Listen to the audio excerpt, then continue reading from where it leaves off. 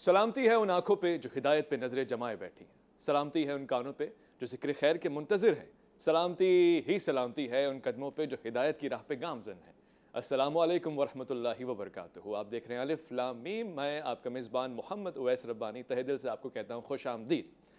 خواتین و حضرات، پروردگار کا شکر ہے کہ اس نے مساجد ہمیں دی ہیں، عبادت گاہیں اس نے ہمیں دی ہیں، اور شکر کی انتہا تو طرح دیکھیے کہ اس نے وہاں پہ اجتماعیت کا بھی تصور دیا ہے اور وحدانیت کا مرکز بنا دیا ہے۔ آج جب پاکستان پوری طرح سے تعمیر بھی ہے، اس کی تشکیل بھی ہو چکی ہے، مملکت میں اسلامی نظام بھی نافذ ہو رہا ہے اور ہم سب مسلمان بھی ہیں، تو پھر کیا چیز ہے کہ ہم مساجد کے آداب سے واقف نہیں ہیں، اور ان چیزوں میں کس حد تک کمپرمائز ہم کر سکتے ہیں اور کس حد تک ہمیں خیال رکھنے کی ضرورت ہے۔ اسی موضوع پہ گفتگو کرنے کے لیے آج ہم نے اپنی محفل میں انتہائی معتبر، معظم اور صف اول کے علماء کو یہاں پہ دعوت کلام دی ہے۔ میں تعارف کا اعزاز حاصل کرنا چاہتا ہوں۔ آج کے ہمارے پہلے مہمان بہت ہی پیارے، بہت ہی خوبصورت، بہت ہی حسین، فن خطابت پہ آپ کو ملکہ حاصل ہے، شمشیر اعلیٰ حضرت جناب مفتی حنیف قریشی صاحب۔ السلام علیکم ورحمۃ اللہ۔ وعلیکم السلام ورحمۃ اللہ تعالیٰ وبرکاتہ۔ آج کے ہمارے دوسرے مہمان بہت پیارے، میری ذاتی طور سے ساری رائے ان کے حق میں جاتی ہے، پسند بھی کرتا ہوں اور ان کے انداز خطابت کو بہت زیادہ سراہتا بھی ہوں۔ علمی بحث ہو یا دلائل، آپ کے پاس ایک خزانہ ہے۔ مفتی عابد مبارک صاحب، السلام علیکم۔ وعلیکم السلام۔ آج کے ہمارے تیسرے مہمان، چونکہ موضوع خاص طور سے جس مسجد کا ذکر ہم نے کیا ہے، مسجد وزیر خان بادشاہی موسک کے بہت قریب ہے، کیونکہ لاہور میں ہے، تو داتا کی نگری میں اگر کوئی غلطی ہو جائے تو پھر داتا کی نگری سے لوگوں کو بلایا گیا ہے۔ میں خوش آمدید کہتا ہوں مفتی عبد الرحمن صاحب کو۔ وعلیکم السلام، جزاک اللہ، کیوں نہیں، شکریہ آپ کا۔ خواتین و حضرات، موضوع کا باقاعدہ آغاز کرتے ہیں۔ سب سے پہلے مفتی حنیف قریشی صاحب، مسجد کے ذرا آداب پہ گفتگو ہو جائے، اور پھر یہ جو حالیہ واقعہ ہوا ہے مسجد وزیر خان میں، اس کو کیسا دیکھتے ہیں؟ یہ اتنا سنگین جرم ہے جس کی جتنی مذمت کی جائے کم ہے، مگر کیا اس پہ مار دھاڑ کر دی جائے، لوگوں کو ہمیشہ کے لیے جہنمی قرار دے دیا جائے، یا کوئی رائے ہے کسی طرح سے ان کی نجات کا بندوبست بھی کیا جانا چاہیے؟ بسم اللہ والصلاۃ والسلام علی رسول اللہ۔ مساجد شعائر اللہ میں سے ہیں، بے شک، اور شاعر اللہ کی تعظیم مسلمان کے لیے انتہائی ضروری ہے۔ بے شک۔ میں سورۃ الحج کا ایک آیہ مبارکہ کا ایک حوالہ عرض کروں گا کہ اللہ تعالیٰ قرآن مجید قرآن رشید میں فرماتا ہے وَالْبُدْنَ جَعَلْنَاهَا لَكُم مِّن شَعَائِرِ اللَّهِ۔ یہ بدنا ان جانوروں کو کہا جاتا ہے کہ جو جانور حاجی اپنے ساتھ مکہ شریف میں جب وہ حج کے لیے جاتے تھے تو اپنے ساتھ وہ جانوروں کو چلاتے تھے، ان جانوروں کو بدنا کہا جاتا ہے۔ اللہ تعالیٰ فرماتا ہے کہ ہم نے ان جانوروں کو بھی اللہ کی نشانیاں بنا دیا۔ اس کی وجہ یہ تھی کہ جس وقت وہ جانور لے کر حاجیوں کا قافلہ چلتا تھا، ویسے تو قافلے اور بھی بہت سارے چلتے تھے، ان کے ساتھ جانور بھی ہوتے، پورے قافلے ہوتے، تو جب یہ جانور حاجیوں والے جو ہوتے تھے تو ان کے لیے خصوصی ایک پروٹوکول ہوتا تھا کہ ان کے اوپر یا رنگ مل دیا جاتا تھا یا ان پہ چادر وغیرہ ڈال دی جاتی تھی، جس سے یہ پتہ چلتا تھا کہ یہ حرم مکی کی طرف جانے والے جانور ہیں۔ اچھا، اللہ تعالیٰ کو یہ ادا مومنین کی اتنی پسند آئی کہ اللہ تعالیٰ نے فرمایا کہ یہ جو جانور ہیں یہ بھی اللہ کی نشانیوں میں سے ایک نشانی ہے۔ اللہ تو اب ذرا غور کریں کہ جانور کو اللہ کی نشانی قرار دے کر اسی سورۃ الحج کے اندر اللہ تعالیٰ فرماتا ہے وَمَن يُعَظِّمْ شَعَائِرَ اللَّهِ فَإِنَّهَا مِن تَقْوَى الْقُلُوبِ۔ جو اللہ تعالیٰ کی نشانیوں کی تعظیم کرتا ہے تو اس کو دل کا تقوی مل جاتا ہے۔ سبحان اللہ۔ علماء مفسرین فرماتے ہیں کہ جانور نشانی اس لیے بنا کہ اس کو دیکھ کر حرم مکی کی طرف جانے والوں کی پہچان ہوتی ہے اور دل میں اس عبادت حج کا شوق بڑھتا ہے، تو اس لیے اس جانوروں کو بھی نشانی قرار دیا۔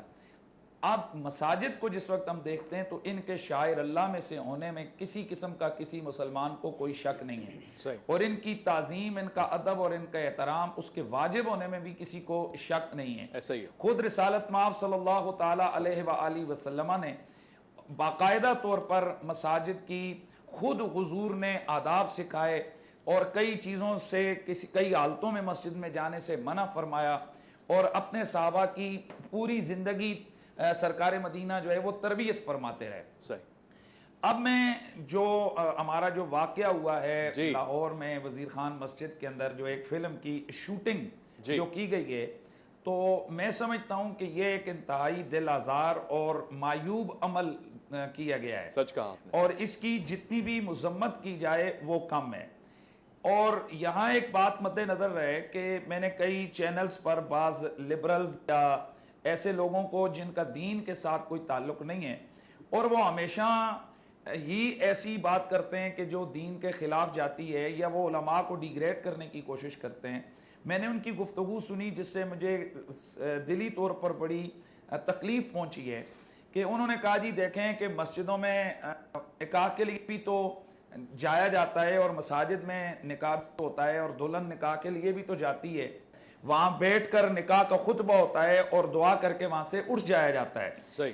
لیکن وہاں جو اجازت لی گئی مسجد کے اندر تو وہ شوٹنگ کے نام پر لی گئی۔ ادباً عرفاً جو ہے نا یہ ادب کے خلاف کی چیز ہے، اور یقیناً اس سے مسلمانوں کی دل آزاری ہوئی ہے، اور اس دل آزاری پر جتنی بھی مذمت کی جائے وہ کم ہے۔ بالکل آپ نے سچ فرمایا، شدید مذمت کا حق ہے اس کا، اور دل دکھا ہے مسلمانوں کا۔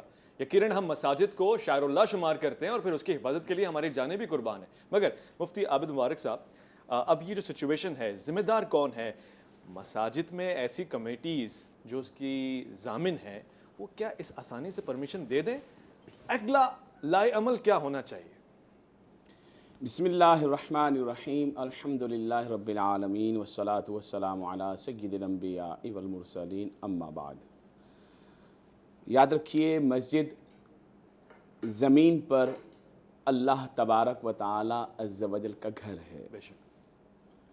اللہ کریم عز و جل کے گھر کی تعظیم ہر مسلمان مرد اور عورت پر فرض ہے۔ بے شک۔ اس کو ہر تکلیف دہ چیز سے پاک رکھنا بھی ہر مسلمان مرد اور عورت پر فرض ہے۔ بے شک۔ حضرت سیدنا عبداللہ ابن عباس رضی اللہ تعالی عنہ کی روایت ہے کہ ایک عورت مسجد سے گرد و غبار صاف کیا کرتی تھی، صفائی کیا کرتی تھی، اس کا خیال رکھا کرتی تھی، اور یہ مسجد بھی کون سی؟ میرے آقا سبحان اللہ، سرکار مدینہ راحت قلب و سینہ صلی اللہ تعالی علیہ وآلہ وصحبہ وبارک وسلم کی مسجد نبوی شریف تھی۔ میرے آقا علیہ الصلوۃ والسلام نے اس عورت کو جنت کی بشارت عطا فرمائی، مسجد کی صفائی، مسجد کی صفائی، اس کی تعظیم پر جنت کی بشارت عطا فرمائی۔ اب اس کی بے حرمتی کرنے والے اور اس میں تکلیف دہ اعمال کرنے والے، ایسے لوگوں کے بارے میں شدید ترین وعیدیں موجود ہیں۔ اچھا، احادیث میں ہے جس نے مسجد میں کوئی دنیاوی بات کی، جی، اس کی نیکیاں ایسے کھائی جاتی ہیں جیسے تیز آگ لکڑی کو کھا جاتی ہے۔ اللہ اکبر، اللہ بچا کے رکھے۔ اسی طریقے سے آپ نے جو سوال پوچھا کہ مسجد میں شوٹنگ کی اجازت دینا، میں تو یہ کہتا ہوں اس پروگرام کے توسط سے کہ اس محکمے کو ہی لٹکا دینا چاہیے۔ اچھا، جس نے مسجد میں وہ فلمیں، ڈرامے، گانے باجے اور ایسی جو ہے وہ خرافات کی اجازت دی، صحیح، اور پاکستان کی ایک ریاست ہے، یہاں پر ایک قانون ہے، یہاں پر ایک آئین ہے، یہاں پر ہر کسی کو، بلکہ دوسری جو مسلمانوں کی مساجد نہیں ہیں، دیگر مذاہب کی عبادت گاہیں ہیں، ان کی بھی بے حرمتی کرنے کی قانوناً اجازت نہیں ہے، اور اسلام بھی اس کی اجازت نہیں دیتا۔ تم کسی کے جھوٹے خداؤں کو برا نہ کہو، بدلے میں وہ تمہارے سچے خدا کو برا کہیں گے۔ اب یہ تمام تعلیمات کے بعد مسجد کے اندر آ کر شوٹنگ کی اجازت دینا، پھر وہ بے حیا عورتیں بے حیائی کے کپڑے پہن کے وہاں پر آئیں، تو مسجد ہے، کوئی سیرگاہ تفریح گاہ تو نہیں ہے۔ پھر ٹوٹل 5-10 ہزار روپے کا ایک فارم فل کر کے پنجاب کے اوقاف نے ان لوگوں کو فلم کے نام پر شوٹنگ کی اجازت دے دی، جس کا وہ پیپر بھی سوشل میڈیا پر وائرل ہے، اور بعد میں کہتے ہیں جی سوری، بعد میں جی غلطی ہو گئی۔ تو بھائی پھر تو یوں غلطی کر کے معافی کرنے والوں کو سب جیلیں خالی کر دی جائیں، کیونکہ سارے قاتل لوگ سوری کرنے کو تیار ہیں، سارے چور اچکے لٹیرے سب سوری کرنے کو تیار ہیں، سب معافی مانگنے کو تیار ہیں، اب تو روتے بھی ہیں، اب ججوں کے سامنے بھی کھڑے ہو کے روتے ہیں، ادھر بھی روتے ہیں، تو بھائی یہ جرم ختم ہو جائے گا۔ مسئلہ یہ ہے کہ آپ نے مسجد کو، اور بعد میں کچھ بے حیا عورتیں جو ہیں وہ موم بتی مافیا اس چیز کو ڈیفینڈ کرنے کے لیے ٹی وی پر آ گئے. کس کو اختیار ہے, تم اللہ میاں تو نہیں ہو. ایسا میں نے سنا, خود اپنے کانوں سے اور اپنی آنکھوں سے دیکھا. ایک پروگرام میں یوں گفتگو ہو رہی تھی کہ تم کون ہوتے ہو منع کرنے والے, ہمارا جو دل کرے گا ہمیں بھی اختیار ہے. تمہیں یہ اختیار ہے؟ تمہیں یہ اختیار دیا کس نے ہے؟ مطلب شترے بے مہار ہے. یہاں پر کوئی قانون نہیں ہے, کوئی آئین نہیں ہے. لوگوں کو اشتعال میں لانا چاہتے ہو, اس ریاست کو خراب کرنا چاہتے ہو, یہاں پر اسلام کا مذاق بنانا چاہتے ہو, تو یہ ہم تمہیں کبھی نہیں کرنے دیں گے, اجازت بھی نہیں دیں گے. خوبصورت خوبصورت, سختی ہے اس پہ تو بالکل کمپرومائز نہیں ہو سکتا, واضح ہو گیا. حضور مولانا عبد الرحمن صاحب, چونکہ لاہور سے آپ کا تعلق ہے اور آپ کی دیکھا دیکھی میں ہوا ہے یہ واقعہ, اب لائے عمل کیا ہو ان کی توبہ. دیکھیں امت کی بخشش کرانا بھی تو ذمہ داری ہے نا, ایک دوسرے کو اصلاح کی طرف لے کے آنا, فلاح کی طرف لے کے آنا, ان کا سدھار دیکھنا. تو اب کیسے ان آرٹسٹ حضرات کو, مجھ جیسے اسیاں کو, گناہگار کو قائل کیا جائے کہ بھائی اس عمل سے باز رہو, عبادت کی غرض سے آؤ, ریاکاری کی غرض سے نہ آؤ. کیا عمل ہونا چاہیے, توبہ کیسے کروائیں؟ بسم اللہ الرحمن الرحیم. ادع الی سبیل ربک بالحکمہ قال اللہ تبارک و تعالی الا من تاب وآمن وعمل صالحا صدق اللہ العظیم. دیکھیے جب بھی ہم کسی کو ہدایت کے لیے یا بھلائی کے لیے بات کریں گے تو اس میں قرآن پاک میں شرط قرار دی گئی کہ آپ حکمت کے ساتھ اور والموعظۃ الحسنہ اور انتہائی احسن انداز میں آپ اس کو بات سمجھائیے اور اصلاح کیجیے. اور خاص کر ان کا معاملہ یہ ہے کہ یہ توبہ کا اعلان کر رہے ہیں اور بارہا اس کا اظہار کر رہے ہیں. میں وہیں لاہور میں ہی تھا اور میں نے سنا, تو جب اس طرح کی صورتحال آ جائے تو ان کو حوصلہ افزائی کی جائے ان کی کہ انہوں نے توبہ کی بات کی ہے. کیونکہ میں ایک آپ کو واقعہ آپ کے سامنے عرض کرنا چاہتا ہوں کہ حضرت ابو ہریرہ رضی اللہ تعالیٰ عنہ, آپ مسجد نبوی میں موجود تھے, نماز مغرب ادا کر کے آپ باہر تشریف لا رہے تھے, تو ایک خاتون کھڑی تھی مسجد کے باہر اور وہ ایک سوال پوچھنا چاہ رہی تھی سرکار دو عالم صلی اللہ تعالیٰ علیہ وسلم. تو آپ نے پوچھا کیا سوال ہے, میں پہنچا دیتا ہوں آپ کا سرکار کے پاس. انہوں نے کہا کہ جی مجھ سے گناہ ہوا, اچھا, پھر ایک بچہ پیدا ہوا اور میں نے اس کو قتل کر دیا. قتل کر دیا. تو حضرت ابو ہریرہ رضی اللہ تعالیٰ عنہ اتنا بے چینی میں آپ نے فرمایا کہ اچھا یہ دو گناہ کیا آپ نے, ایک تو گناہ کیا پھر بچہ اس کو بھی قتل کر دیا. یعنی ان کے لیے ایک بڑی نئی بات تھی اور وہ اظہار افسوس میں نا وہ اسی میں کھو گئے اور آپ جو ہے افسوس کرتے ہوئے آپ چلے گئے گھر کی طرف. جب رات کو آرام کرنے لگے تو حضرت ابو ہریرہ رضی اللہ عنہ فرماتے میں نے سوچا کہ وہ سرکار کے پاس آئی تھی سوال لے کر, میں ان کا پیغام لے کر آپ کے پاس نہیں گیا اور میں نے وہیں افسوس کرنا شروع کیا اور وہیں وہ خاتون مایوس ہو کے خدا نہ خواستہ وہ اپنے آپ کو نقصان نہ دے دے کہ میری تو بخشش ہوگی نہیں اور اپنے آپ کو کہیں جانی یا کسی طرح سے نقصان نہ دے دے. آپ فرماتے ہیں کہ میں پوری رات اس بے چینی کی وجہ سے رات بھر جاگتا رہا. صبح سرکار کے پاس حاضر ہوا, فجر کی نماز کے بعد آپ کے سامنے سارا واقعہ بیان کیا. تو آپ نے فرمایا کہ ابو ہریرہ آپ نے یہ نہیں پڑھا الا من تاب, جو توبہ کرے, وآمن وعمل صالحا, اور پھر نیک عمل کرنا شروع کر دے, فاولئک یبدل اللہ سیئاتہم حسنات, کہ اللہ تعالیٰ تو تبدیل کر دے گا اس کے گناہوں کو نیکیوں میں. یہ بات. دوسری ایک اور بات ہے حدیث پاک میں کہ کل بنی آدم خطا, کہ آدم علیہ السلام کی اولاد ساری کی ساری خطا کار ہیں, ساری کی ساری, بالکل ہر ایک کا اس میں فرد شامل ہے.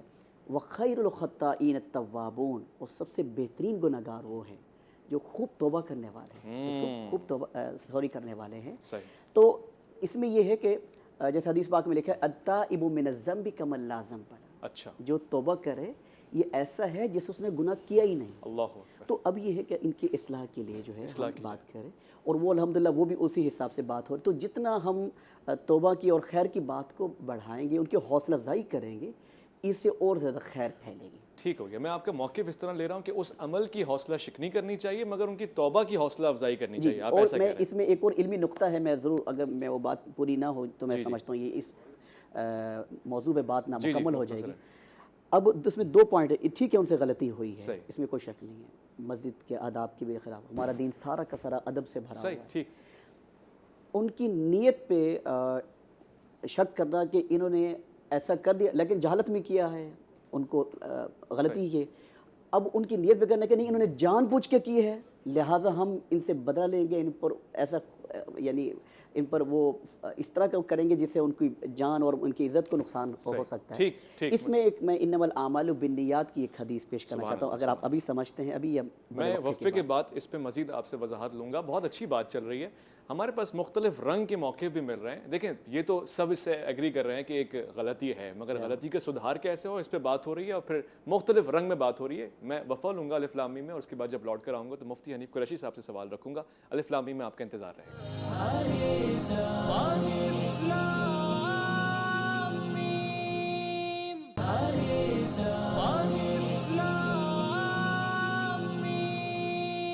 الف لام میم میں ایک بار پھر سے خوش آمدید. پروردگار قرآن حکیم فرقان المجید میں فرماتا ہے ان اللہ یحب التوابین و یحب المتطہرین. بے شک اس میں کوئی شک نہیں کہ اللہ تعالیٰ توبہ کرنے والوں کو پسند فرماتا ہے, طہارت رکھنے والوں کو پسند فرماتا ہے. مگر کس قسم کی توبہ, کون سے معاملات میں توبہ ہو سکتی ہے اور کون سے معاملات میں سدھار پہلے ہوگا. مفتی حنیف قریشی صاحب, یہ جو معاملہ آپ کے سامنے ہے جس میں ایک اداکار اور دوسری اداکارہ نے غالباً رقص بھی کیا ہے, غالباً تصویریں بھی ایسی آئی ہیں, چونکہ مسجد کا معاملہ ہے, اب اس پہ ذرا بات ہو جائے کہ ان کی توبہ کیسے ہو, معاشرہ ان کو معاف کیسے کرے, کیونکہ شاید اللہ اور بندے کا معاملہ ہو تو معافی ہو جائے گی, بڑا مسئلہ تو پھر معاشرے کا بھی ہے. کیا فرمائیں گے؟ دیکھیں قرآن مجید میں سورہ نساء میں اللہ تعالیٰ ارشاد فرماتا ہے انما التوبۃ علی اللہ للذین یعملون السوء بجہالۃ ثم یتوبون من قریب فاولئک یتوب اللہ علیہم. اللہ تعالیٰ فرماتا ہے کہ جب وہ میری بارگاہ میں توبہ کرتے ہیں جی تو ایسے ہی وہ لوگ ہیں کہ ان کی توبہ کو میں قبول کرتا ہوں. اور اللہ تعالیٰ علم والا اور حکمت والا ہے. شرعی نقطہ نظر سے سوائے شرک کے کوئی بھی یا جو توہین رسالت ہے اس کے علاوہ کوئی بھی ایسا گناہ نہیں ہے کہ جس کی توبہ نہ کی جائے یا توبہ قبول نہ ہو. صحیح. میں نے وہ جو ایکٹر ہے اس کا جو ہے نا ہمارا پروگرام ہوا تھا غالباً آپ کے اسی جی ٹی وی پہ اسی دن رات کو 10 سے 11 کا ایک پروگرام ہے جی, تو اس میں نے بھی اپیل کی تھی کہ ان جو ایکٹر اور ایکٹریس ہیں یہ لوگ جو ہے یہ معافی مانگیں اپنے اس کیے پر انہوں نے قوم کی دل آزاری کی ہے. صحیح. تو اسی وقت تھوڑی دیر کے اندر وہ جو بلال کیا نام ہے اس کا, بلال سعید صاحب جی, تو اس نے آ کر ویڈیو میں بڑی ندامت کا اظہار کیا اور اس نے کہا جی کہ میں غلطی سے ہم سے ہو گیا, ہم نے اس کے بقول کے رقص نہیں کیا, ہم نے صرف ایک موو لیا, جو بھی اس نے کہا. بہرحال اس نے کہا جی میں کوئی اس پہ دلیل نہیں دیتا, میں اللہ کے حضور توبہ کرتا ہوں, میں پوری قوم سے معافی مانگتا ہوں. صحیح. میرے ذاتی خیال میں یہ ایک بہت قابل جس قدر عمل ہے, حوصلہ افزا بات ہے. یہاں پر بڑے بڑے بدماش ایسی بدماشیاں انہوں نے کی ہیں کہ جو آ کر میڈیا پہ انہوں نے ایسے الفاظ استعمال کیے ہیں کہ اس کے بعد پھر وہ ڈٹے بھی ہیں اور انہوں نے معافی بھی قوم سے نہیں مانگی. تو اس کام کا غلط ہونا اس پہ کسی کو شک نہیں ہے, دل آزاری ہونا اس میں بھی کوئی شک نہیں ہے, لیکن جنہوں نے اس پر اپنی معافی اور توبہ کی ہے میں سمجھتا ہوں یہ قابل تحسین عمل ہے. اور اس پر میں اپنے ذاتی طور پر اس بندے کو جس نے, اور مجھے پتہ چلے کہ وہ جو دوسری عورت ہے لڑکی ہے اس نے بھی ٹویٹر کے ذریعے سے معافی مانگی ہے کہ میں سوری کرتی ہوں, میں توبہ کرتی ہوں. صحیح. تو یہ چونکہ اللہ اور بندے کا معاملہ ہے, ظاہر میں ہمارے لیے یہی ہے کہ کوئی بندہ ندامت کا اظہار کرے اور وہ آئندہ سے ایسی حرکت نہ کرنے کا اعلان کرے اور تہیہ کرے, تو اس کی توبہ ہمیں یہ حق حاصل نہیں ہے کہ ہم اس کو ریجیکٹ کریں, کیونکہ یہ اللہ اور اس کے بندے کا معاملہ ہے کہ اس نے نیت کیسی رکھی, دل سے کی غیر دل سے کی. صحیح. اب رہ گیا معاملہ کہ اس کو جن لوگوں نے اجازت دی ہے, اور جو چیز سامنے آئی ہے وہ یہ ہے کہ یہ اجازت پہلی دفعہ نہیں ہوئی ہے, اس کی اجازت پہلے بھی دی جاتی رہی ہے اس قسم کی. اچھا. اور اوقاف کے دیگر جو اس طرح سے مساجد ہیں تو وہاں پر اس طرح کے پروگرامز پہلے بھی ہوتے رہے ہیں. تو اس حوالے سے میں سمجھتا ہوں کہ قانونی طور پر اس کی ضرور روک تھام ہونی چاہیے کہ ایسے حوالے کیوں, آخر ایسا کیوں, کیا وہ مسلمان نہیں ہیں, ان کو نہیں پتہ ہے کہ یہ ہم لوگ کیا کر رہے ہیں. تو یہ جو جزائیں اور سزائیں وغیرہ ہوتی ہیں تو یہ معاشرے کے اندر ایک برائی کو روکنے کے لیے ان کا سلسلہ کیا جاتا ہے. صحیح. یہاں جو لوگ ایک اور غلط کام کر رہے ہیں، میں تو اس کو بالکل ایکسیپٹ نہیں کرتا، کہ جو کہہ رہے ہیں کہ ان کے خلاف توہین رسالت کا پرچہ کاٹا جائے، یا کئی حضرات یہ بھی شور ڈال رہے ہیں. تو کم از کم ایسا نہیں ہے. لا یجرمنکم شنآن قوم علی الا تعدلوا اعدلوا فہو اقرب للتقوی. بے شک. جتنا جس کا جرم ہو اتنی سی بات ہونی چاہیے. کم از کم مسجد کے اس معاملے کے ساتھ توہین رسالت کا کوئی تعلق نہیں ہے. اس قسم کے معاملات میں جس وقت ہم توہین رسالت کا قانون یہ 295 بیچ میں لے کر آئیں گے تو یہ قانون کی اہمیت ختم ہوگی. اور اس کے خلاف جو لوگ بولنے والے ہیں یقیناً ان کو ایک راہ ملتی ہے کہ جناب دیکھیں جی یہ قانون کس بات پہ کیا دفعہ لگ رہا ہے. اور یہ میری جو ذاتی معلومات ہے اس کے مطابق 295 لگا بھی نہیں ہے. یہ جو لوگ پروپیگنڈا بعض آنٹیاں وہ مبتی مافیا آ کر رہی ہیں سوشل میڈیا پہ یا میڈیا پہ کہ توہین رسالت کا پرچہ جو ہے نا کاٹ دیا گیا، میں سمجھتا ہوں یہ جھوٹ ہے. میری معلومات کے مطابق ایسا کوئی دفعہ وہاں نہیں لگایا گیا.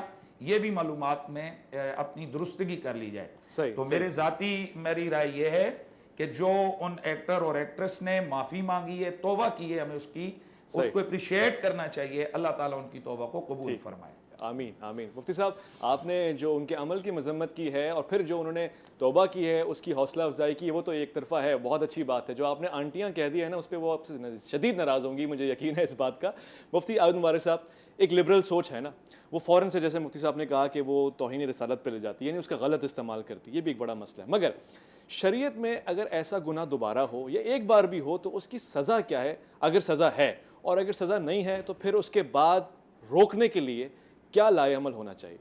بسم اللہ الرحمن الرحیم. قرآن مجید فرقان حمید میں اللہ رب العزت ارشاد فرماتا ہے وَإِنَّمَا يَعْمُرُ مَسَاجِدَ اللَّهِ مَنْ آمَنَ بِاللَّهِ وَالْيَوْمِ الْآخِرِ وَأَقَامَ الصَّلَاةَ وَآتَى الزَّكَاةَ وَلَمْ يَخْشَ إِلَّا اللَّهَ. یہ سورہ توبہ ہے. اللہ رب العزت فرماتا ہے اللہ کی مسجدیں وہی آباد کرتے ہیں جو اللہ پر ایمان لاتے ہیں، قیامت کے دن پر ایمان لاتے ہیں، نماز کو قائم کرتے ہیں، زکوٰۃ کو ادا کرتے ہیں اور اللہ کے سوا کسی سے نہیں ڈرتے. بے شک ایسے ہی. یہ تو کام ہے مسجد کے.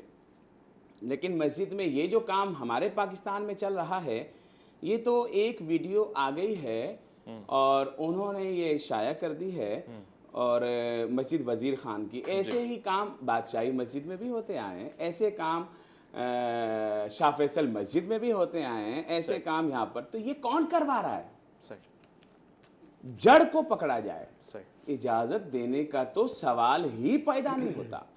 جذب القلوب میں علامہ شاہ عبد الحق محدث دہلوی رحمۃ اللہ علیہ فرماتے ہیں مسجد میں ایک تنکا، چھوٹا سا تنکا، خس ایک تنکا اگر پھینک دیا جائے یا ہو تو اس سے مسجد کو تکلیف ہوتی ہے.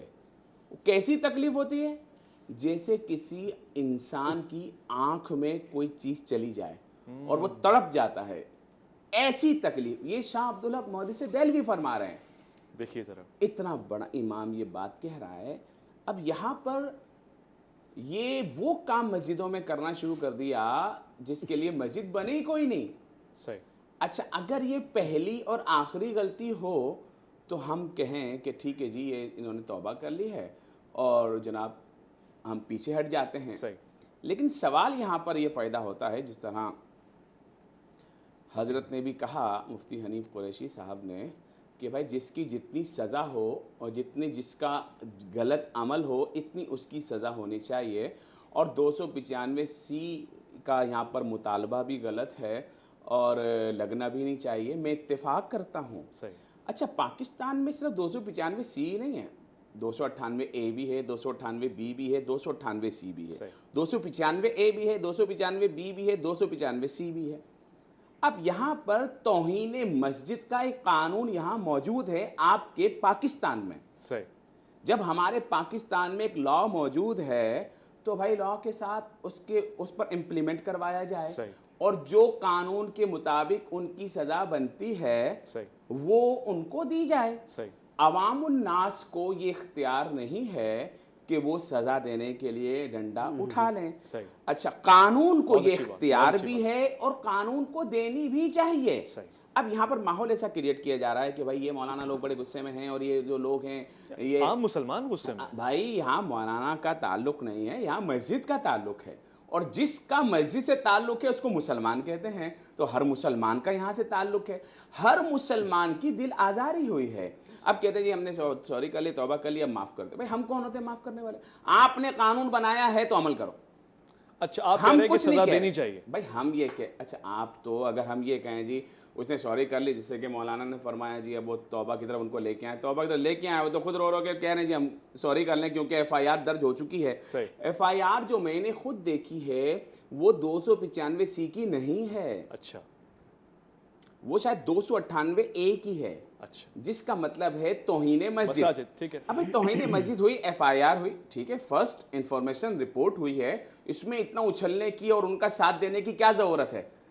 وہ کسی میں بھی ہوتی ہے کہ ہر ایک کے ساتھ ہم کیا اس کے ساتھ کھڑے ہو جاتے ہیں کیا؟ بھائی ایک آدمی نے اچھا پہلی اور آخری مرتبہ غلطی نہیں کی, کیا انہوں نے یہ کام ہی چھوڑ دیا؟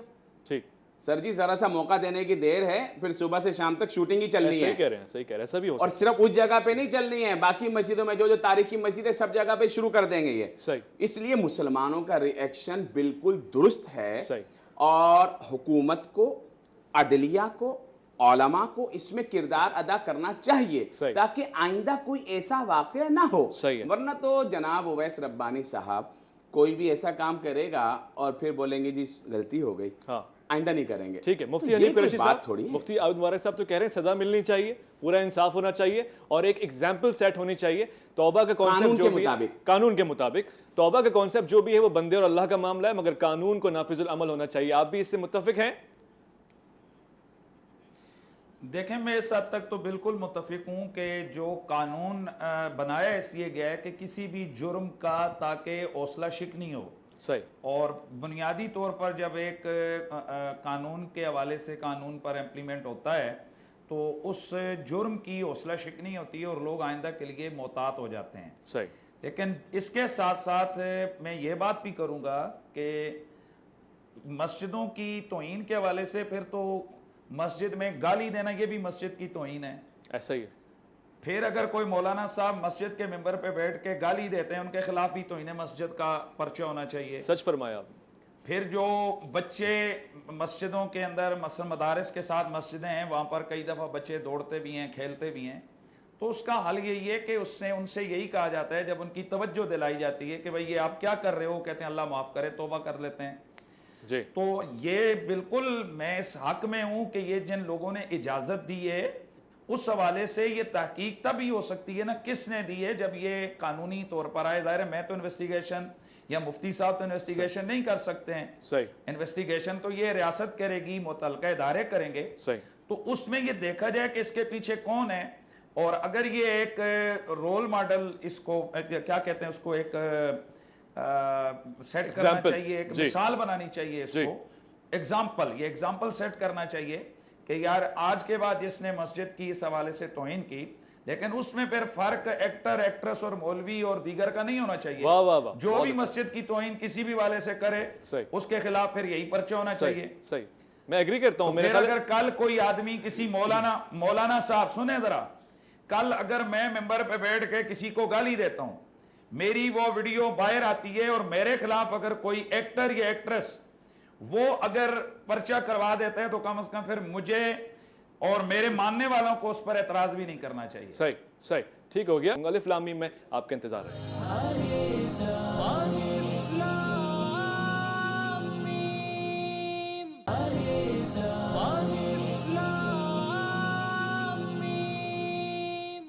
خواتین و حضرات, الف لام میم میں ایک بار پھر سے خوش آمدید. میں ایک سوال اٹھا رہا تھا, بہت ہی اچھی ایک قرارداد مجھے لگتا ہے یہاں سے پاس ہوگی کہ کوئی بھی شخص ہو, مفتی عابد مبارک صاحب نے بھی وقفے میں یہی بات کی ہے اور انشاءاللہ اس پہ یہی بات پہ قائم رہیں گے کہ کوئی بھی شخص ہو, اب سے قانون تو برابر سب کے لیے ہے اور مسجد کی توہین پہ کوئی کمپرمائز کسی کے لیے نہیں, چاہے کوئی بھی ہو, مسلمان ہو, مولوی ہو, حضرت ہو, علامہ ہو, میں ہوں, اینکر ہو, ایکٹر ہو, کوئی بھی ہو. بہت اچھی بات ہے.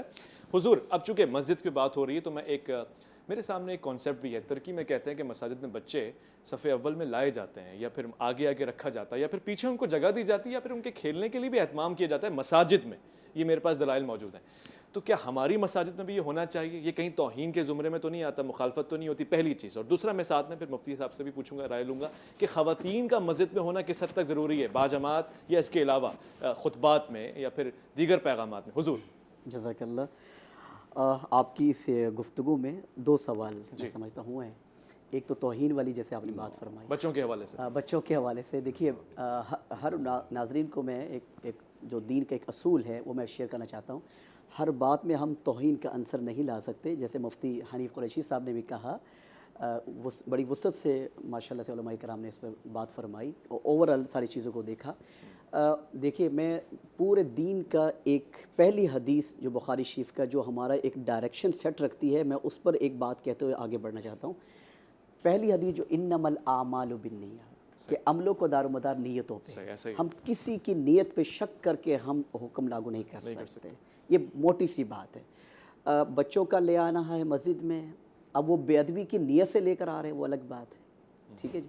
دوسری ایک اور بات ہے، جیسے یہ ہمارا مسجد کا واقعہ ہوا ہے مسجد وزیر علی خان کا، ہم ان کی نیت پہ شک نہیں کر سکتے. میں پوری حدیث آپ کے سامنے سناتا ہوں کہ انما الاعمال، ان سے غلطی ہوئی ہے، جہالت میں ہوئی ہے، اور وہ بھی غلطی ایسی کہ فرمایا گیا کہ اگر غلطی اکیلے میں تو معذرت بھی اکیلے میں، غلطی سب کے سامنے ہوئی تو معذرت بھی سب کے سامنے. یہ ایک اصول کی بات اور الحمدللہ ہوئی ہے. تو میں ایک دین کا ایک اصول بتانا چاہ رہا ہوں کہ انما الاعمال بالنیات، کہ عملوں کو دار و مدار نیتوں پہ ہے. واقع یوں ہے کہ کچھ صحابہ کرام پہ ہوگی نا. اب میں معاذ اللہ حاکم بدن آپ سے لڑ پڑوں اور مکے مار دوں اور پھر بولوں نیت تو نہیں تھی. میں ایک انتہائی پازیٹیو آپ کو ایک چیز شیئر کرنا چاہتا ہوں اسی انما الاعمال بالنیات کے تحت. واقع یوں ہے، علامہ صاحب مفتی صاحب بیٹھے ہیں، کہ کچھ صحابہ کرام کی تشکیل ہوئی ایک ایسے ملک میں، وہاں پر گئے وہ، اور اللہ تعالیٰ کے راستے میں اور تجارت کی بھی وہ تھا. تو وہاں جا کے انہوں نے نکاح کر لیا. تو کچھ پیچھے سے کچھ صحابہ کرام آئے اور عرض کیا یا رسول اللہ صلی اللہ تعالیٰ علیہ وسلم کہ وہاں جا کے انہوں نے نکاح کر لیا، اور یا رسول اللہ یہ تو گئے ہی اس نیت سے تھے، وہاں جا کے نکاح کرنا تھا. تو آپ نے ان کی نیت کو ایسا درست کیا کہ آپ قربان جائیے. آپ نے فرمایا انما الاعمال بالنیات وانما لامرئ ما نوى فمن كانت هجرته الى الله ورسوله ومن كانت هجرته الى دنيا يصيبها او امرأة يتزوجها فهجرته الى ما هاجر اليه. اللہ تعالیٰ کمی معاف کرے اس ادب کی. اس میں مفہوم یہ ہے، آپ نے فرمایا کہ جو جس نیت سے گیا ہے نا، وہاں پر گیا، وہاں جا کے نکاح کیا، تو ان کو نکاح کے لیول پہ اجر ملے گا. وہ بھی کوئی گناہ کام نہیں ہے. اور اگر وہ اس نیت سے گیا ہے کہ وہاں جا کے اللہ تعالیٰ کے راستے میں، تو وہاں جا کے یہ عمل کر لیا تو اس کو اس حساب سے ملے گا. تو ہم کسی کی نیت پہ شک نہ کریں اور اس اصلاح کی بات کریں. میں علامہ صاحب کی بات کو تھوڑا سا آگے بڑھاتے ہوئے کہ دیکھیں یہ دو الگ الگ چیزیں ہیں جو آپ نے بیچ میں لقمہ دیا، کہ ایک ہے عمل کرنا، ایکٹ کرنا، وہ جو پوری دنیا کو نظر آ رہا ہے غلط ہے. اب جی میں نے اچھی نیت سے جا کے وہاں ڈانس کیا ہے، یا میں اچھی نیت سے فلم بنانے جا رہا ہوں، یا میں اچھی نیت سے تیار ہو کے ادھر جا رہا ہوں، یہ والا تمہارا کام ہی غلط ہے. تم جو بھی مرضی نیت کر لو، اچھی کرو بری کرو، تم نے غلط کام کیا فرسٹ. اب یہاں پر ہے توبہ کرنا. توبہ کرنا کوئی کر رہا ہے تو ہم اس کے دل کو چیر کر نہیں دیکھ سکتے کہ اس کے دل میں جو ہے وہ یہ ہمارے خوف سے کر رہا ہے کہ اللہ کے خوف سے کر رہا ہے. اس کے اوپر تو ہم ایگری ہیں کہ بھائی کوئی اگر سچے دل سے توبہ کرتا ہے تو کر لے یار. ٹھیک ہے بھائی، دروازہ کھلا ہوا ہے قیامت تک، جب تک وہ باب توبہ بند نہیں ہوگا جب تک کھلا ہوا ہے. لیکن مسئلہ یہ ہے کہ اگر کوئی غلط کام کرتا ہے اس میں اس کی نیت مقبول نہیں ہے، صریح میں نیت کا وہ نہیں ہے. بالکل خوب ٹھیک ہے نا. تو حضور وقت کے میرے پاس کم رہ گیا، میں آپ سے لوں گا انشاءاللہ رائے. مفتی حنیف قریشی صاحب، میں چونکہ یہ سوال خاص طور سے کر رہا ہوں، میں نے اس سے پہلے بھی عرض کیا کہ مساجد میں بچوں کے معاملات پہ بھی بعض اوقات غلطیاں ہو جاتی ہیں. اب کیا امت بچوں کو لانا چھوڑ دے مساجد میں؟ میں نے دیکھا ہے کہ ترکی کی مثال میں آپ کے سامنے رکھوں کہ بچوں کو لایا جاتا ہے، آگے رکھا جاتا ہے، ان کے کھیلنے کی مسجد میں جگہ بنائی جاتی ہے. اسی طرح خواتین کا معاملہ ہے، کیا خواتین کو مساجد میں لانا چاہیے نماز کی نیت سے یا دیگر؟ ذرا اس پہ روشنی ڈال دیجیے گا مفتی حنیف قریشی صاحب. دیکھیں، ایک تو یہ میں پہلے مسئلے کو ذرا کلیئر کر دوں کہ ایک چیز ہے کسی کام کا عند اللہ اس کام کا مقبول ہونا یا عدم مقبول ہونا. ہماری یہ جتنی میری جو گفتگو ہے کہ کسی کی توبہ کے اوپر شک نہیں کرنا چاہیے، یہ بندے اور اللہ کا معاملہ. ایسا ہی دوسرا معاملہ ہے کہ اگر وہ جو اس بندے نے کام کیا ہے وہ عدالت میں آ جائے، وہ ایک الگ عنوان ہے، وہ ایک الگ ٹاپک ہے کہ کیا قاضی اس کی اس توبہ کو دیکھتے ہوئے کیا اس کے جرم سے صرف نظر کرے گا یا نہیں کرے گا، یہ ایک الگ مسئلہ ہے. ہم تو اس عمل اور اس جرم کو یہ مذمت کرتے ہیں، برا سمجھتے ہیں۔ مساجد کے اندر خواتین کا آنا، مسجدوں کے اندر باجماعت نماز خواتین کے لیے لازم اور ضروری نہیں، بلکہ حدیث مبارکہ ہے کہ اللہ کے نبی نے ارشاد فرمایا کہ خواتین کے لیے ان کی بہتر مسجد ان کے گھر کے کونے، یعنی گھر کے باہر بھی نہیں، گھر کا کونا۔ یہ بہت ساری حدیث کی کتابوں کے اندر ہے۔ لہذا خواتین کا نماز اگر وہ گھر میں ادا کریں، با پردگی، اس میں پردہ زیادہ ہے اور بے پردگی کا اندیشہ نہیں، تو یہ زیادہ اچھا کام ہے۔ لیکن جس وقت ہم موجودہ حالات کو دیکھتے ہیں کہ بازار میں، سکول میں، کالج میں خواتین آنا جانا، اس پر کوئی قدغن نہیں ہے، تو اب علماء فرماتے ہیں کہ اگر کوئی ایسا اہتمام موجود ہو کہ باپردہ جہاں وہ خواتین علماء کی گفتگو سن سکیں، دین کی تبلیغ کا، دین کا درس وہ سن سکیں، الگ سے جس طرح کئی سینٹر کے اندر، مساجد کے اندر الگ سے خواتین کے لیے ایک باپردہ جگہ ہے، تو ان کا اس نیت سے کہ میں وہاں دین سیکھنے جا رہی ہوں اور وہاں باپردہ بیٹھ کر اگر وہ ساتھ نماز بھی پڑھ لیتی ہیں تو یہ اچھی بات ہے۔ اب آپ نے جو ایک بات کی ہے میں اس کو کلیئر کرتا چلوں، میرا بھی یہ تجربہ ہے، یہ یورپ میں بھی کئی ایسے سینٹرز، اسلامک سینٹرز ہیں، افریقہ میں مجھے جانا ہوا وہاں پر ہیں۔ آپ نے جیسے ترکی کا کہا، ترکی میں تو وہاں مسجدوں کا، مسجد کا جو اطلاق ہوتا ہے وہ ایک پورے اس حدود پر ہوتا ہے۔ جس طرح ہمارے ہاں مسجد کے ساتھ غسل خانے اور بات وغیرہ وہ بھی ہوتے ہیں، حالانکہ وہ مسجد کا حصہ نہیں ہوتے ہیں، باؤنڈری وہی ہوتی ہے۔ اسی طرح جہاں بچوں کو کھیلنے کے لیے وہاں پر انہوں نے رکھے ہوئے ہیں وہ چھوٹے چھوٹے کھلونے وغیرہ، تو وہ مسجد کا حصہ نہیں ہوتا ہے، وہ الگ سے ان کا ایک حال ہوتا ہے جس میں تھوڑی دیر بچے وہاں پر سکیٹنگ کرتے ہیں، وہ کھیلتے ہیں، اور جیسے ہی نماز کا ٹائم ہوتا ہے تو وہ آتے ہیں، اور اس کا مقصد ان مسلمانوں کا ان کو لانے کا یہ ہے تاکہ ہمارے بچوں کو پتا چلے، چونکہ ان کے وہاں پر سکولوں میں کوئی دین کا نظم نہیں ہے، وہاں پر کوئی مدارس نہیں ہے، وہاں پر کوئی اور نہیں ہے، تو وہ چاہتے ہیں وہ مسلمان کہ چلو یہ ہمارے بچے یہ تو دیکھیں کہ ہم کیا کر رہے ہیں، تو اسی طرح ان کا شوق بڑھے گا اور وہ مسجد میں آئیں گے، اور جب ان پہ نماز واجب ہوگی، فرض ہوگی، تو اس کو اچھے طرح سے وہ ادا کریں گے، اور مسجد میں آنا وہ اپنے لیے بوجھ نہیں سمجھیں گے۔ تو یہ مسجد کی توہین نہیں ہے، میں پھر بار بار ایک بات دہرا رہا ہوں اور اس بات کو غور سے سنا جائے کہ ادب اور بے ادبی کا دار و مدار عرف پر ہے۔ جو چیز عرف کے اندر بے ادبی سمجھی جاتی ہے وہ عند شرابی بے ادبی پر محمول ہوگی، اور جو چیز عرف کے اندر ادب، دیکھیں میں آپ کو ایک چھوٹی سی اگزامپل دے رہا ہوں کہ نبی علیہ الصلوۃ والتسلیم کی صحیح حدیث موجود ہے، حضور نے ارشاد فرمایا کہ یہود اپنی مسجدوں عبادت گاہوں میں آتے ہیں تو وہ جوتے اتار کے آتے ہیں، تم ان کی مخالفت کرو اور مسجدوں میں جوتے پہن کے نماز پڑھو۔ اچھا، اب آپ مجھے بتائیں کہ اگر کوئی آدمی اس روایت کو سامنے رکھتے ہوئے مسجد میں جوتے پہن کے آنا شروع کر دے اور وہ کہ جی دیکھیں میرے پاس حدیث موجود ہے، تو ایسا نہیں ہے، یہ اس عرف کے اندر یا وہ جو یہود کا انداز تھا اس کی مخالفت کی وجہ سے ایسا کیا گیا۔ آج ہمارے عرف کے اندر جو آدمی جوتے پہن کے جائے کسی عبادت گاہ میں، اس کو بے ادبی سمجھا جاتا ہے، اور دوسرا جوتوں کے ساتھ اس تیز اور نجاست کا مسجد میں پھیلنے کا اندیشہ ہوتا ہے، اس لیے اسے منع کیا جاتا ہے۔ اور میں آخری ایک بات آپ کے پروگرام کی وساطت سے میں وہ بڑی ضروری سمجھتا ہوں کہ یہ جو میڈیا پہ، یہ سوشل میڈیا پہ آ کر یہ جو لادین طبقہ وہ یہ کہہ رہے جی کہ مولوی کون ہوتے ہیں ہم پر حکم لگانے والے، میں ان سے یہ پوچھنا چاہتا ہوں کہ اگر میرا دل کرے میں آپ کی دہلیز کو، آپ کے گھر کی چوکھٹ کو پار کر کے اندر بیٹھ کے جناب شروع ہو جاؤں اور میں کہوں مجھے کون ہو تم روکنے والے، یہ اللہ کی زمین ہے، تو کیا ناراض نہیں ہوں گے؟ اور سب سے بڑی بات میں ایک اور یہ لازمی بات ہے کہ سکھوں کا جو گردوارہ اس کی اوپننگ کی گئی تو وہاں ہمارے وزیر اعظم صاحب نے بھی وہ ان کا جو ایک خاص قسم کا وہ رومال ہے وہ باندھا گیا، تو یہ کیوں کیا گیا ہے؟